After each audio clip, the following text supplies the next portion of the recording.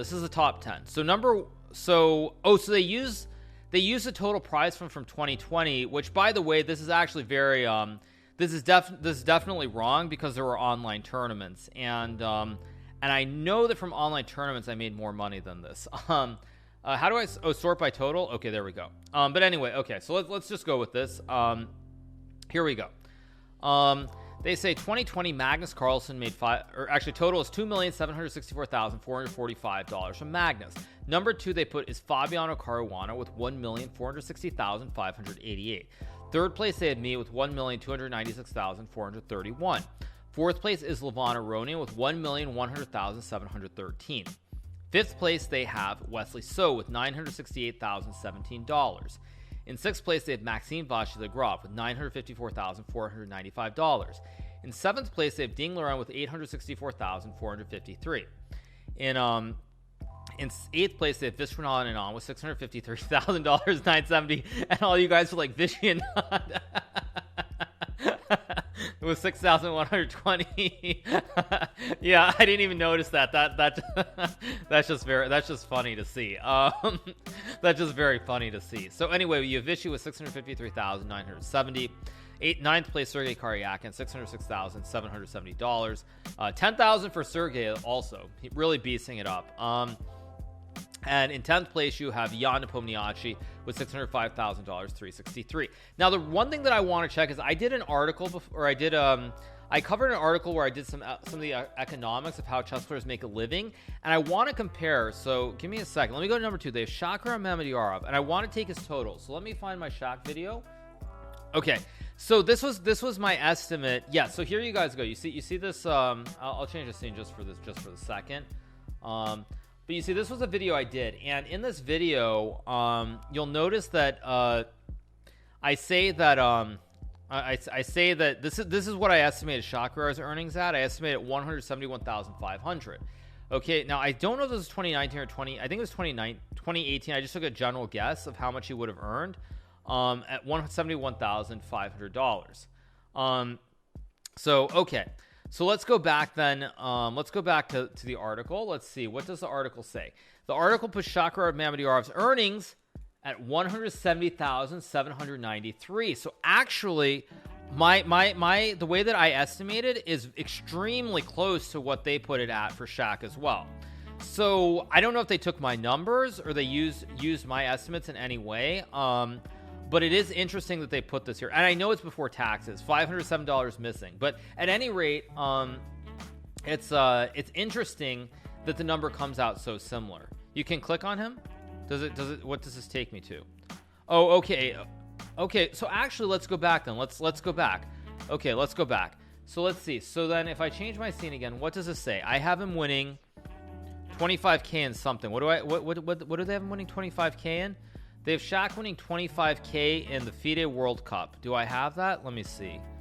FIDE World Cup, 25K. So the number is the exact same. We have 25K as well. Okay, so let's see what else they say. Singfield Cup 16,250. Singfield Cup 16,250. Okay. So basically, it looks like the numbers come out pretty close. FIDE Grand Prix, they have 26,160, which probably there's a conversion differential. 26,160 for the FIDE Grand Prix. I have 30K. That's probably just, a specific conversion based on whatever the dollar amount is and so forth. So yeah, not bad. But anyway, it's not really about whether it's a lot of money or not a lot of money, you guys, but I'm just showing you guys just to get some idea of what they estimated at. All right. So on that note, okay, so let's go back. So again, they list the top 10 here.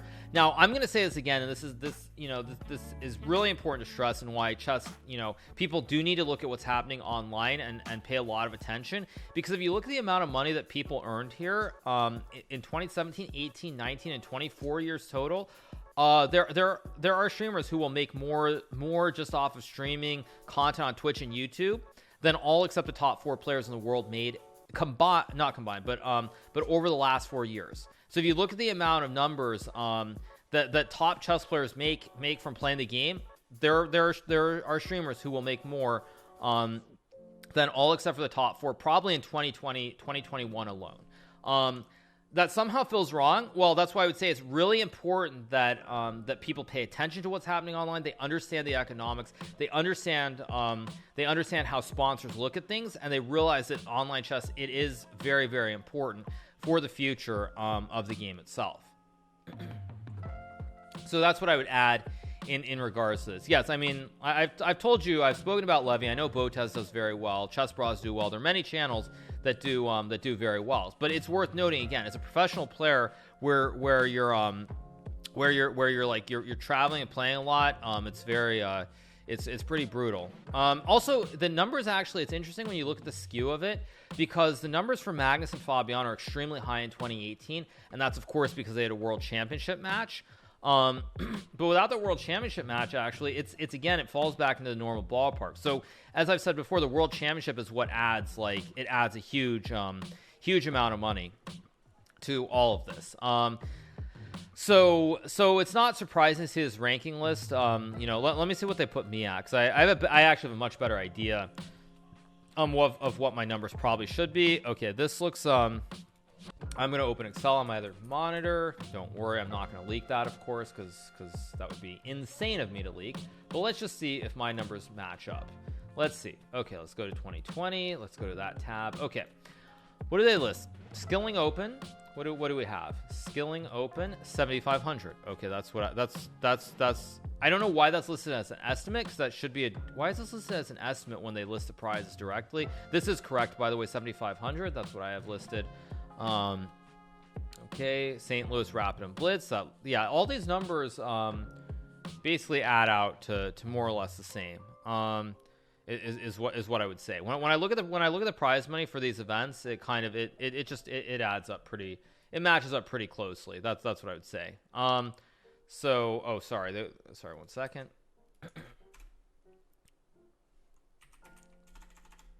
But that looks pretty standard. But yeah, show 100 entries. I mean, that it doesn't really matter. All these numbers, by the way, yes, these numbers are pre-taxes, just to be clear. So like when I click on, if I click on, for example, I'll just use Shakrar because it's an easier example. But when you look at Shakrar's income, what's not included here is that there's like the Singfield Cup, these two events where he makes this 23,750.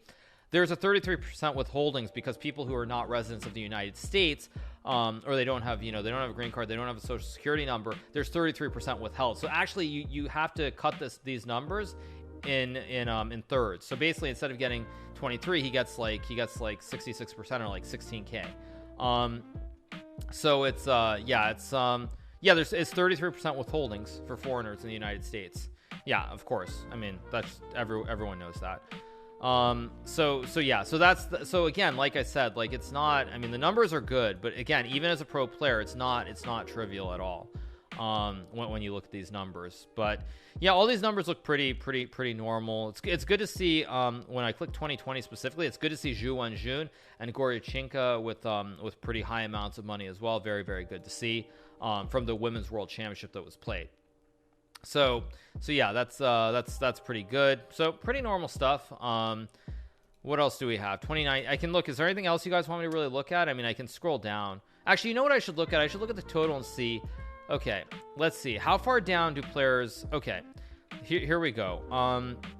So we look at the total amount of earnings of players. You'll see how fast it drops off. Like if you look at Grishuk, his total is 540. Now, all these numbers are pre-tax, of course, but it's 549K, but go down already to like Danil Dubov.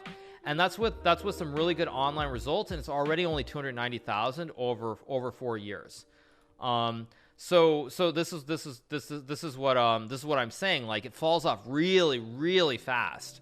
And that's why when I say like the top 20 players in the world can make a living playing chess, I mean it, because these are premier players. Dubov, very, very strong player. Svidler, top 10 in the world at one point, and you see how fast it falls off you fall off the table really, really fast here. So Dubov got the Balenciaga sponsorship though, right? Good one. Are we going to look at this for an hour? No, just very briefly taking a look. This website is called chessprizes.com, But let's go to 2020 specifically. Like let's go to number one. Let's look at 2020. Magnus, of course, won the tour. He beat me in the finals, which got him 140K, whereas I got 80K. So that obviously bolstered him at the finish line. But let's just look. Okay, all these are pre-tax. Nepo is number 10 at 105. But look at how fast it falls off. Ali Reza, Maxime, Anish, Timur, Grishuk, Humpy Canaru. I wonder what this is for. But it falls off the table so fast. Like, look at how few players in 2020 made a reasonable living. It falls off the table so fast. Like, it's crazy how quickly it just goes off the table. Once you're past number, I would say Grishuk, I think that's a pretty substantial amount of income. Once you get past Grishuk, it just top 15, it just falls off the table immediately. So it's pretty rough. Let's go to 2019 though. Let's sort by this, because 2019 was a year when there were a lot of over the board tournaments. Okay, so Magnus made $100,000 more than he did in 2020. Ding Loren made a lot. Look at that, 433,000 versus 108. Wow, look at that. That's crazy. Look at Wesley, 418, 137. Okay, I mean, I made less, but not substantially less. Levon, 328 to 142. Maxime, 300 to 85.5. Wow. That's pretty rough. Pretty rough. I mean, Fabiano, it's not that much of a differential, but it's pretty crazy. Oh my God! Look, oh my gosh! Yikes! Yeah, that's wow. Yeah, pretty rough. Well, all these figures, you guys, are pre-tax, so you're assuming they're going to lose at least like 30%. So that's the thing. And Shaka, I mean, wow. Yeah, that's just harsh. That's really harsh. So that's what I'm saying. Nobody knew Shaq in 2020. I mean, Shaq's been a top 10 player in the world many times. Like, it's just, oh man, that's just brutal. Do I think the number is correct? I mean, unfortunately, I think it is. I mean, there were no over the board tournaments. Like, that's just brutal. That's just absolutely brutal. I mean, but even look at some of these other players like Sergey, 10,500, or Yu Yang 8,000. Like, it's crazy. Vishy Anand, I mean, although Anand, obviously, we know he's done very well, but yeah, these numbers are just insane. Look at these numbers. Oof, these numbers are, oh man, just so brutal. So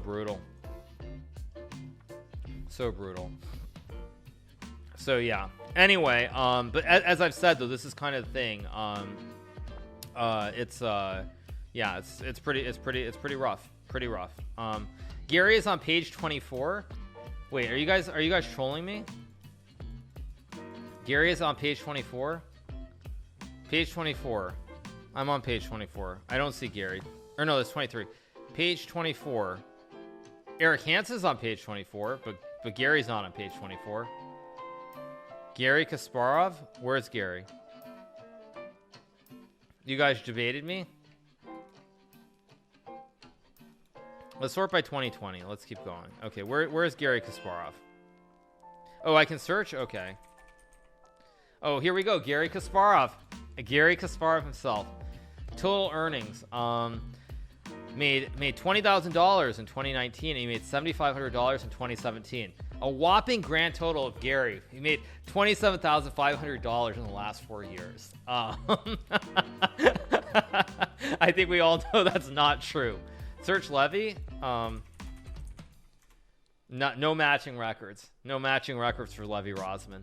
No matching records. But anyway, yeah, Gary, of course, we know he's doing very, very well, but still, yeah, but it's brutal. At any rate, it's brutal. It's not easy for a lot of people. So anyway, just thought I would show you guys this. Take a look at it. It's kind of interesting to see. This is just from chess tournaments. Yeah, just from tournaments alone. But yeah.